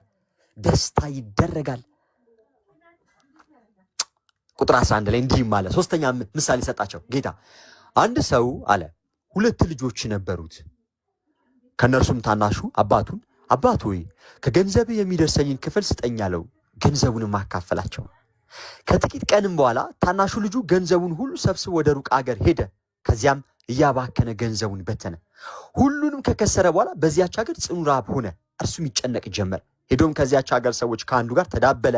እርሱም እሪያ ሊያሰማራ ወደ ሜዳ ሰደደው። አሳማ ማለት ነው እሪያ። እሪያዎችም ከሚበሉት አሰር ሊጠግብ ይመኝ ነበር፣ የሚሰጠውም አልነበረም። አያችሁ፣ በአባቱ ቤት በጥጋብ ይኖር የነበረ በአባቱ ቤት በሰላም ይኖር የነበረ ሰው ከሀብቱም ከፍሎ እንዲሰጠው ጠየቀ። ከዛስ ወደ ሩቅ አገር ሄደ። እዛ በመዳራት ገንዘቡን ጨረሰ። ያለበት ቦታ ላይ ምን ሆነ? ተራበ፣ ተጠማ። አያችሁ፣ ከእግዚአብሔር ስንርቅ ከጸጋ እንራቆታለን፣ እንጠፋለን። ሞት ማለት ባይዜ ከእግዚአብሔር ፍቅር መለየት ነው። የኔ ተወዳጆች፣ ሞት ማለት ከእግዚአብሔር ፍቅር መለየት በራሱ ሞት ነው። ወደ ልቡም ተመልሶ እንዲህ አለ፣ እንጀራ የሚተርፋቸው የአባቴ ሙያተኞች ስንት ናቸው? እኔ ግን በዚህ በረሃብ እጠፋለሁ። ተነስቼም ወደ አባቴ ሄዳለሁና አባቴ ሆይ በሰማይና በፊትህ በደልኩ፣ ወደፊትም ልጅ ልባል አይገባኝም። ከሙያተኞችህ እንደ አንዱ አድርገኝ እለዋለሁ። አሁን ወደ ልቡ ሄዶ እንዲህ ብሎ አሰበ፣ ተጸጸተ። ጸጸቱን ደግሞ ምን አደረገው? ወደ ተግባር ቀየረው። እንዴት? ቁጥር 20 ላይ ተነስቶም ወደ አባቱ መጣ።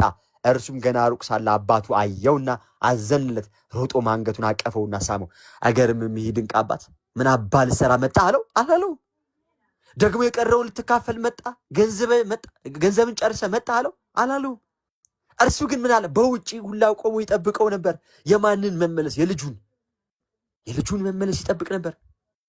ገና ከሩቅ ሲያየው አየው፣ አዘንለት። ሮጦም ሄዶ አንገቱን አቅፎ ሳመው ነው የሚለው። እንዲህ አይነት እኮ አባት ነው ያለን የኔ ተወዳጆች በጌታ ስም። ገና ከሩቅ ተጸጽተን ለመመለስ ስንሞክር፣ ከዛ ስንራመድ እሱ 100 የሚራመድ ወደኛ እጥፍ እኮ የሚቀርብ እኮ ጌታ አለን እኮ። ስለምን እንጨነቃለን? በጌታ ስም። ልጁም ቀጠለ፣ አባት ሆይ በሰማይና በፊትህ በደልኩ፣ ወደፊትም ልጅ ልባል አይገባኝም አለው።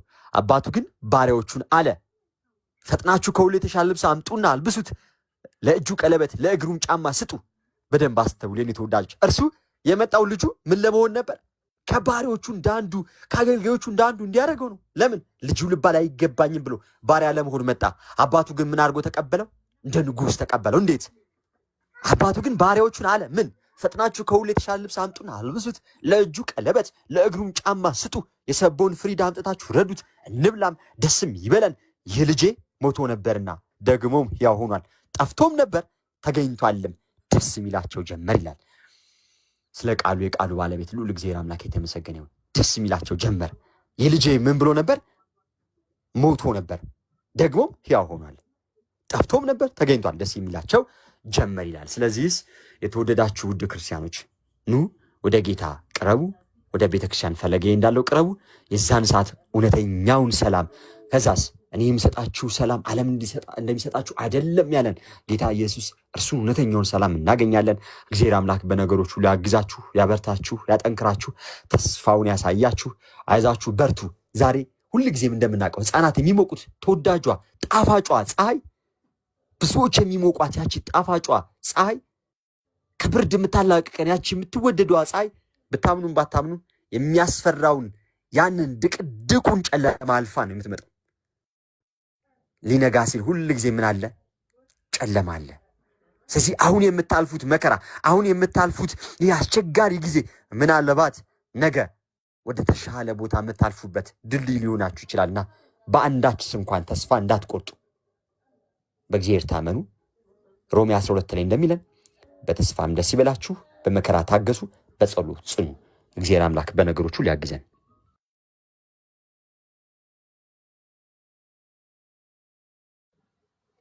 አሜን። ቡራ ቃሎትን ያሰማልን። እህታችን ነባ እንግዲህ ጥሩ ምክር እንዳገኘሽ ተስፋ አደርጋለሁ አይደል ነባ?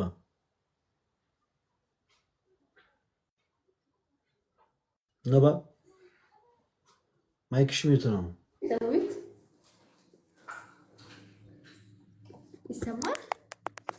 ይሰማል ነባ? አሁን ጥሩ ያው ምክር እንዳገኘሽ ተስፋ አደርጋለሁ። ደስ ብሎሻል አይደል ነባ?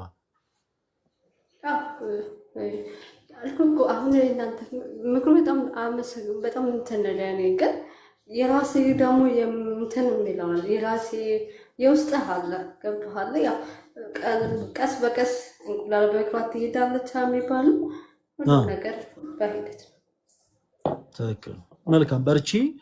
ሌላ ማለት የምፈልገው ነገር ምንድነው መሰለሽ ውስጤ የሚላቸው ነገሮች ይላልሻቸው ነገሮች ማለት የምፈልገው ምንድነው ነባ ውስጣችን ያለን ነገር ሁሉ ትክክል አይደለም። እሺ ነባ በቃ ያንን ብቻ ነው ማለት የምፈልገው። ምን ልሽ ፈልጌ ነው ቅድም ስለ ጸጸት ሳወራ ሁለት አይነት ጸጸት አለ። አንደኛው ጸጸት መልካም ጸጸት ነው። ሁለተኛው ጸጸት ደግሞ መጥፎ ጸጸት ነው። ክርስቲያን የትኛውን ጸጸት መጸጸት አለበት? መልካሙን ጸጸት። ውስጣችን አንዳንድ ጊዜ ኃጢአት ስንሰራ በኃጢአት መንገድ ስንመላለስ ውስጣችን የጥፋተኝነት ስሜት ሲሰማን የድፋምነት ስሜት በነፍሳችን ሲሰማን መጥፎ ጸጸት አለ አይደለ? እንዴት እኔ ለመቅደሱ እገባለሁ? እኔማ ቆሻሻ ነኝ፣ እኔማ እንደዚህ አይነት ሰርቻለሁ፣ እንዴት ቤተ እግዚአብሔር እሄዳለሁ፣ እንዴት አስቀድሳለሁ፣ እንዴት ኪዳን አደርሳለሁ የሚል ነገር አለ።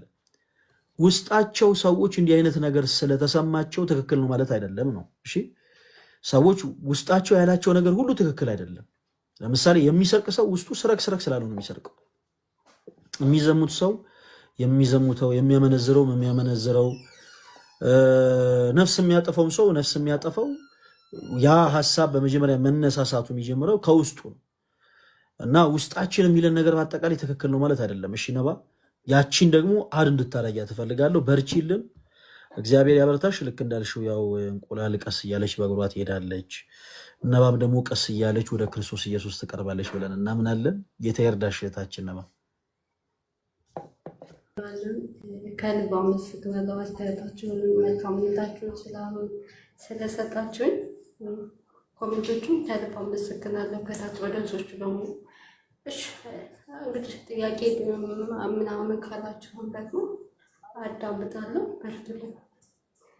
እሺ ፎሎ ታደርጊን ሁላችንንም እና እናም ደግሞ ጥያቄዎች ምናምን ካሉሽ እንዲሁ በውስጥም በኩል እንዲሁ የሚያደምጥሽ እንዳልሽው ከሰዎች ተገልያለሁ ብለሻልና ራስሽ እንዳገለልሽ ነግረሽናልና የሚያደምጡሽ ጆሮዎች እንዳሉ ወቂ። እዚህ ውስጥ ያለ ነው ሁላችንም ወንድም በጌታ በኢየሱስ በክርስቶስ አንድ አካል ነንና ሁላችንም ወንድምና እህት ነን። ገባሽ አይደለ? ስለዚህ እንደው መጠየቅ የምትፈልጋቸው ነገሮችም ሲኖሩ እንዲሁም ደግሞ እንዲሁ ማማከረም ምናምን ነገር የምትፈልጋቸው ነገሮች ካሉ እዚህ ጋር ፎሎ አድርጌሻለሁ ምናምን ነገር እና በውስጥም ልታወሪኝ ትችያለሽ። ፈለገ ደግሞ ያው እዚህ ውስጥ ያሉትን እንዳለ አድርጊና እንደዛ እየተመካከርን እንቀጥላለን። እግዚአብሔር ይርዳሽ፣ ያገዝሽ፣ በርቺ፣ ጠንክሪ እና ፈልጊ ፍለጋሽንም ለምን የተወደደችው ሰዓት አሁን ነች ያለችሽም የተሰጠችሽም ጊዜ እቺ ነች። ከዚች ውጭ ምንም የምናውቃት ዋስትናም ጊዜም የለንም። እቺ ነች እቺ አሁን የምትባለው ቅጽበት ስለሆነች ያለችን አትዘጊ። የፈለገ ሀሳብ እሱ ነውና ፍጠኑ በቻልሽው መጠን። እንዳልኩ ወንድሜ ባሩክ አመሰግናለሁ። ምን አለ መሰለክ አሁን ዛሬ የመከርከኝ ምክር ምናልባት ትንሿ ለእኔ ትንሿ ለእናንተ ግን ትልቁ ነው። ገብቶሃል? ለእኔ ደግሞ ትንሿ ሆና ያው ከራስ ጋር የምትጋፈጥበት አለ መንገድ። እኔ ደግሞ እስኪ ራሴን ፈትሽ እስከማገኘው ድረስ በሂደት አነባለሁ፣ ምንም እላለሁ በሂደት እንግዲህ እናለን። ፈጣሪ እውነተኛው መንገድ ይምራል። ከልብ እናመሰግናለን። ፈለግዬ ይሰማል? ድምጼ ይሰማል? ተሙ ያ እህታችን ባሩኬም ብዙ ብሏል፣ ብዙ አይደለም። ፈለግዬም ብዙ ነገር ብሏል። ግን ላንቺ ጥቂቱ ከተመለሰ ጥቂቱ መልካም። እኛ የሃይማኖት አባታችን ጳውሎስ ከእውቀት ከፍለን እናውቃለን ነው የሚለው እና ከእውቀት ከፍለን የምናውቀውን በወንድሞች አማካኝነት በባሩክዬም ደግሞም በዲያቆን ፈለገም አማካይነት የተወሰነ ተብሎልሻል። የምር የውስጥ አካውንት ስለሚያስፈልግሽ ከሆነ ፎሎ አድርጊ። ፎሎ ካደረግሽ በኋላ በውስጥ መማር ያለብሽን የትኛውንም ጥያቄ በውስጥ ወንድሞችም ስላሉ እንደዛ በውስጥ እንጨርስልሽ። ለምን ቢባል ሰው ያለውን ነው የሚሰጠው። ካለን በላይ ልንሰጥ ስለማንችል እንደዛ ልናግዝሽ በምንችልበት ልንረዳሽ በምንችልበት ምክንያት አንቺ በይንና ስልክሽን ለባሩኬም ለፈለገም ብትቺ ለኔም አስቀምጪና በቴሌግራም መማር ካለብሽ በውስጥ ተምረሽ ወደ መዳን እንድትመጪ ይሻላል ብዬ ነው እህቴ ነባ። ያ እንደዛ ነው የምናደርገው። ተሙይ ታችን ነባ ያው በውስጥ መልእክት እንደምታስቀምጪልን ተስፋ እናደርጋለን። እንወድሻለን። ሰላም ሁኚልን። እሺ ከልብ አመሰግናለሁ። ሰላማችሁ ይብዛልኝ። ከልብ አመሰግናለሁ። እሺ ኦኬ። እሺ ሲሳይ ወይ ፈለገ በቀበሌ ስም ነው መጠራ። ሲሳይ ወይ ፈለገ እንዴት ነህ?